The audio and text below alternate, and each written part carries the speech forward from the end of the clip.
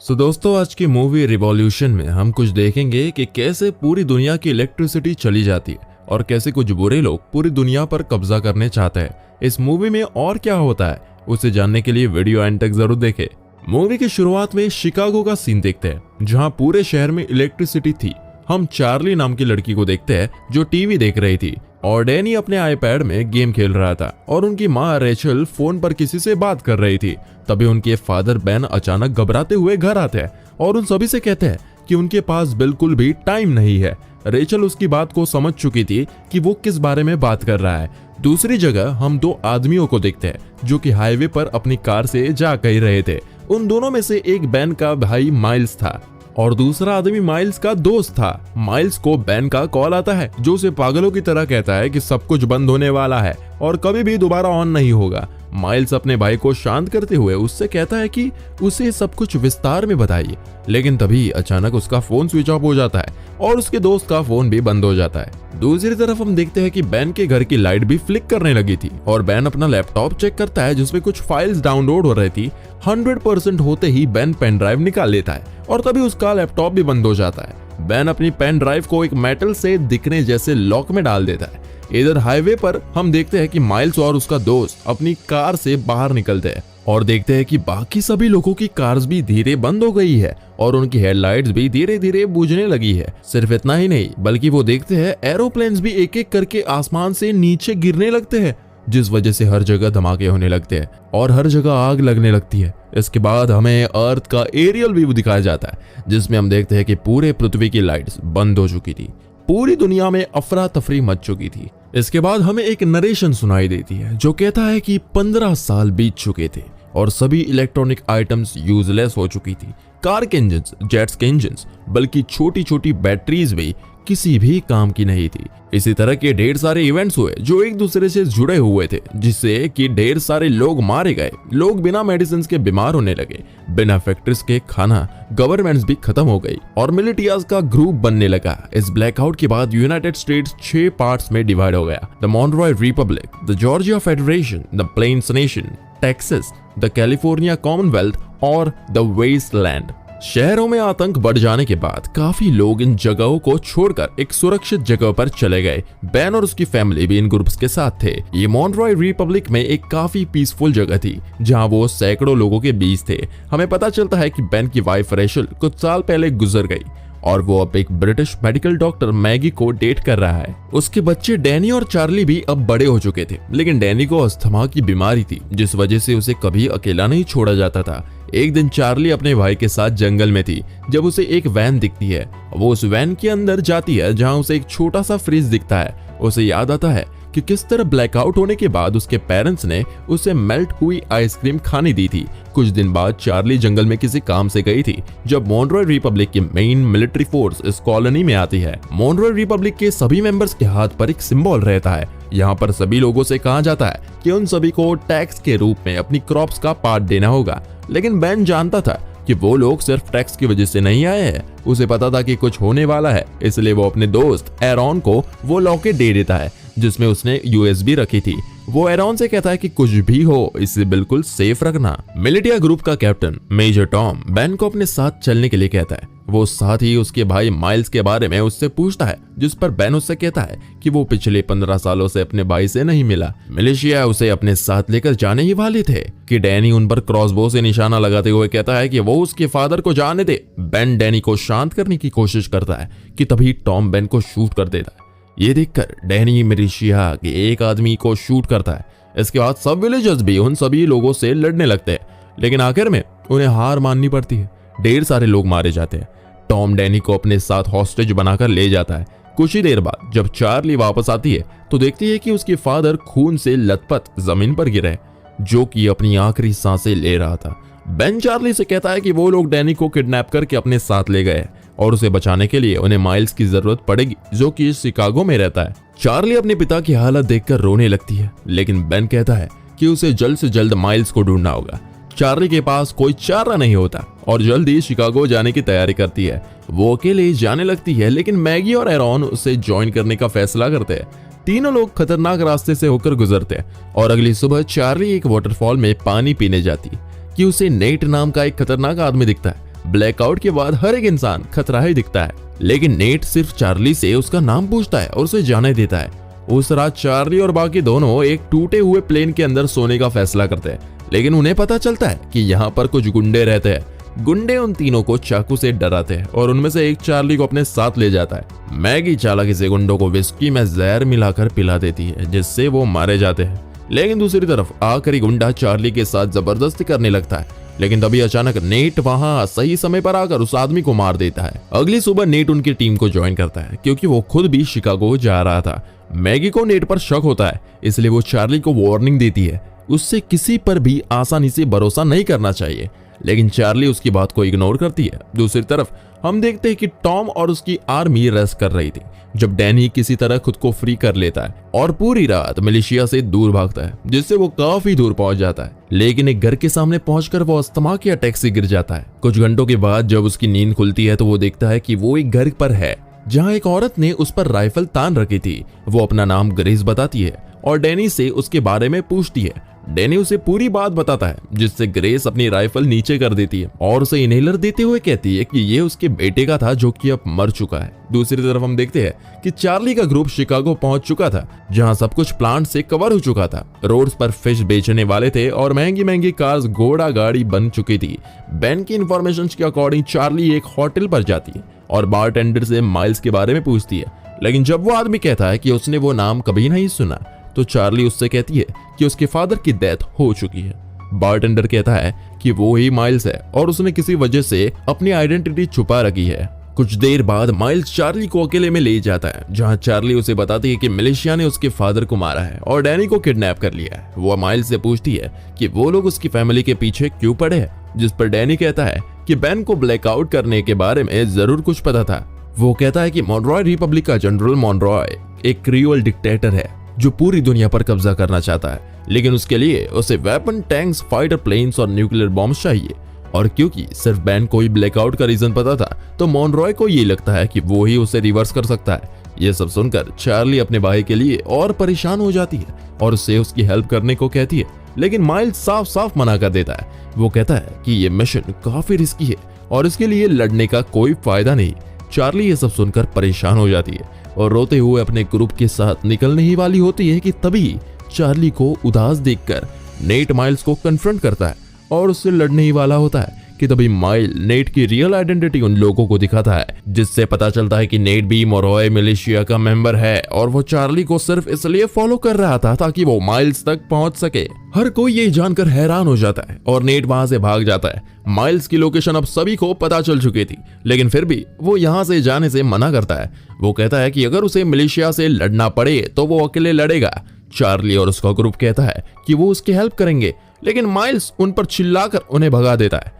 कुछ ही देर में मिलिशिया की एक बहुत बड़ी आर्मी वहां पहुंचती है, जहां पर नेट भी था। इतने सारे लोग एक साथ माइल्स पर अटैक करते हैं, लेकिन माइल्स सभी लोगों को अपनी स्वॉर्ड स्किल से काफी आसानी से मार देता है। चार्ली और उसका ग्रुप भी वापस आते हैं और उससे लड़ने में माइल्स की मदद करते हैं। एक जगह जाकर चार्ली फंस जाती है और एक आदमी उसे मारने ही वाला था कि अचानक नेट वहां आकर उस आदमी को मारकर भाग जाता है।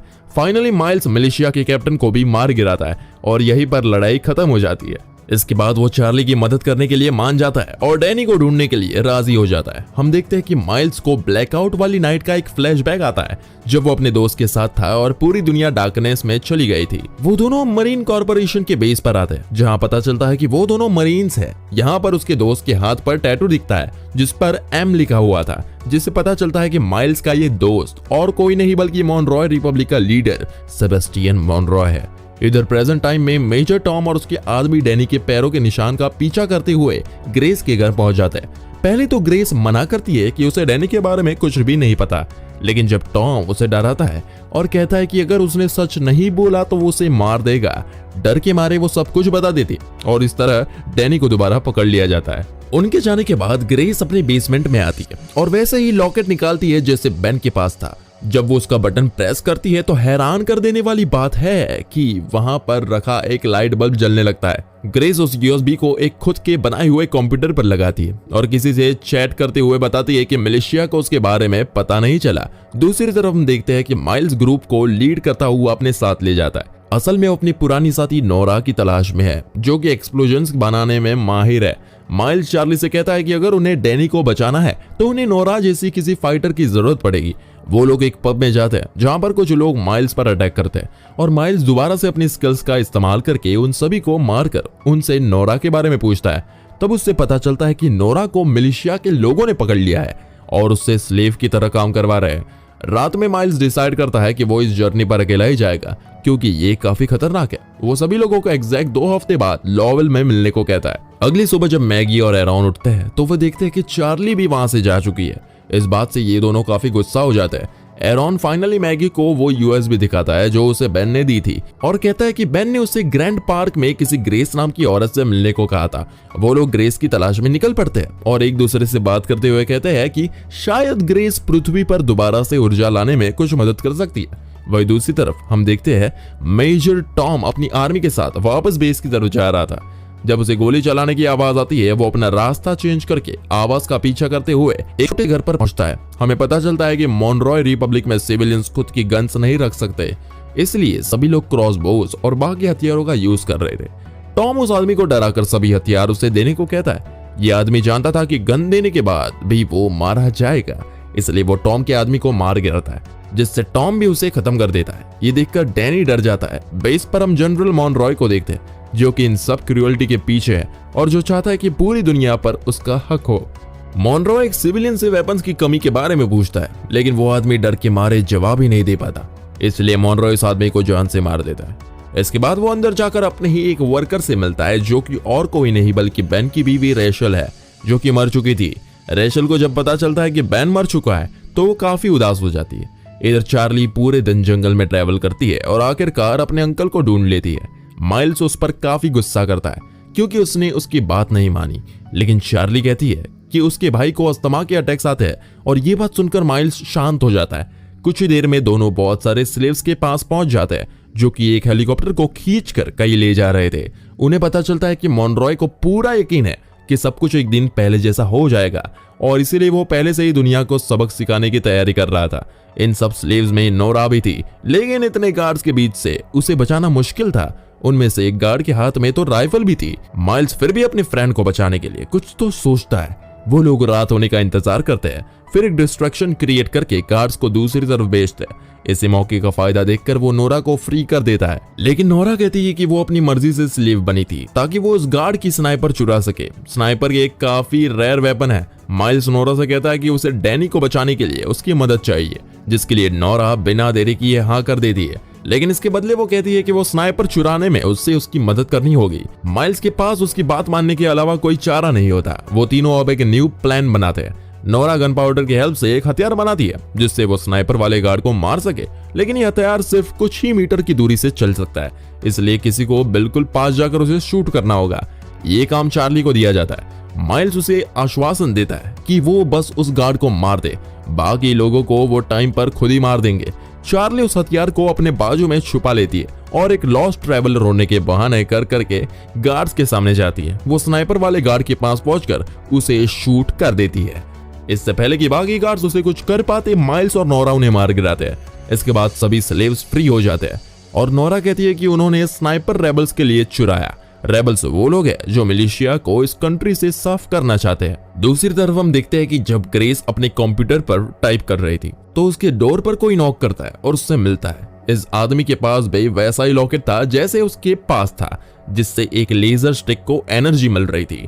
इधर माइल्स नोरा को कन्विंस करने की कोशिश करता है कि रेबेलियन के ग्रुप को छोड़ दे, लेकिन नोरा मना करती है।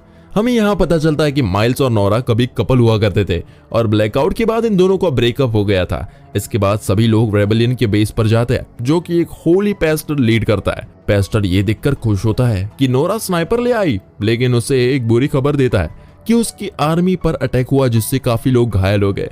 जब सभी लोग अंदर जाते हैं तो देखते हैं कि रेबेलियंस का ग्रुप काफी इंजर्ड है। पेस्टर उससे ये भी कहता है कि उनका एक आदमी गायब भी है। माइल्स उन सभी को ये जगह खाली करने के लिए कहता है क्योंकि उसे लगता है कि मिलिशिया उनके आदमी से पूछताछ करके इस जगह का पता लगा लेंगी। नोरा उससे कहती है कि हम कुछ ही देर में चलेंगे ताकि तब तक वो इंजर्ड लोगों की देखभाल कर सके, लेकिन अचानक मिलिशिया के लोग उन पर अटैक कर देते हैं। जिन्हें कैप्टन एडम लीड कर रहा था। माइल्स एक शूटर से छत पर जाकर स्नाइपर सेट करने को कहता है ताकि उन लोगों को थोड़ा टाइम मिल सके। ये प्लान काम भी करता है क्योंकि स्नाइपर मिलिशिया के काफी लोगों को मार गिराता है, जिससे वो लोग पीछे हटने लगते हैं। दोनों तरफ से गोलीबारी चलती रहती है और रात हो जाती है। बेस के अंदर माइल्स ग्रुप के साथ वॉल के थ्रू एक टनल बनाने की कोशिश करता है ताकि वो लोग यहाँ से निकल सके, लेकिन उसका प्लान फेल हो जाता है जब अचानक खोदते हुए दीवार ही गिर जाती है और दूसरी तरफ उनका स्नाइपर भी मारा जाता है और कैप्टन एडम और उसके आदमी बेस के अंदर घुस जाते हैं। लेकिन माइल्स दोबारा स्वॉर्ड लेकर उन लोगों से लड़ने लगता है और काफी लोगों को मारने के बाद एडम को हॉस्टेज बना लेता है। वो उससे बांध देता है और सोचता है कि किस तरह यहाँ से बाहर निकला जाए। और हैरान करने वाली बात ये थी कि एडम माइल्स को जानता है, जो जानकर सब हैरान हो जाते हैं। चार्ली जब उनसे पूछती है कि वो दोनों एक दूसरे को कैसे जानते हैं, तो एडम उन्हें बताता है कि माइल्स पहले जनरल मॉनरॉय का राइट हैंड था, और तो और माइल्स ही वो इंसान है जिसने पूरे मिलिशिया को ट्रेनिंग दी है। माइल्स उसकी बातों को इग्नोर करता है और सिर्फ बाहर निकलने के बारे में सोचता है। वो एडम के सामने एक डील रखते हुए कहता है कि मॉनरॉय के लिए खुद को सरेंडर करेगा, लेकिन एडम को बाकी लोगों को बिना किसी नुकसान के छोड़ना होगा। किसी वजह से एडम एक्सेप्ट कर लेता है और माइल्स को वहां से ले जाया जाता है। इसके बाद हमें फ्लैशबैक का एक सीन दिखाया जाता है जिसमें ब्लैकआउट के 2 हफ्ते बाद का सीन हम देखते हैं। माइल्स शिकागो से निकलकर अपने भाई की तलाश में निकल जाता है और उसका बेस्ट फ्रेंड मॉनरॉय उसके साथ ही था जब उन लोगों को रास्ते में कुछ लोग दिखते हैं जो कि एक आदमी को मार रहे थे। माइल्स उनके पास जाकर उन्हें गोली मार देता है और उसके बाद ये आदमी और माइल्स दोस्त बन जाते हैं। और ये आदमी और कोई नहीं बल्कि कैप्टन एडम ही है। सिर्फ इसी वजह से वो माइल्स की रिस्पेक्ट करता है। प्रेजेंट सीन में हम देखते हैं कि माइल्स को बेस की तरफ ले जाया जा रहा था। जब वो एक ब्रिज से होकर गुजर रहे थे, अचानक एक बड़ा धमाका होता है। मिलिशिया के लोगों में अफरा तफरी मच जाती है और हम देखते हैं कि नोरा और चार्ली माइल्स को रेस्क्यू करते हैं और जाते जाते एक और धमाका करते हैं ताकि ये लोग उनका पीछा न कर सके। दूसरी तरफ हम देखते हैं कि मैगी और एरॉन, जो कि ग्रेस को ढूंढने निकले थे, उसके घर भी पहुंच जाते हैं, लेकिन देखते हैं कि ग्रेस वहां नहीं थी। एरॉन एक गूगल एम्प्लॉय रह चुका है जिससे कंप्यूटर की अच्छी नॉलेज है। वो बेसमेंट में जाता है और ग्रेस का कंप्यूटर देखकर समझ जाता है कि इसे अभी बनाया गया है। वो कहता है कि इसका मतलब है कि इस जगह पर इलेक्ट्रिसिटी है। वो लोग कंप्यूटर को काफी घंटों तक चेक करते हैं लेकिन उन्हें कोई क्लू नहीं मिलता। फिर एरॉन ऊपर जाकर मैगी के पास जाकर डिसअपॉइंट हो जाता है। तभी अचानक उसका लॉकेट ग्लो होने लगता है और पास रखे हेडफोन में सॉन्ग चलने लगता है और तभी मैगी के फोन भी ऑन हो जाती है, जिससे वॉलपेपर पर लगे अपने बच्चों की फोटो वो देख पाती है। आगे क्या होता है जानने के लिए अगला पार्ट जरूर देखें और हमारे चैनल को सब्सक्राइब जरूर करें।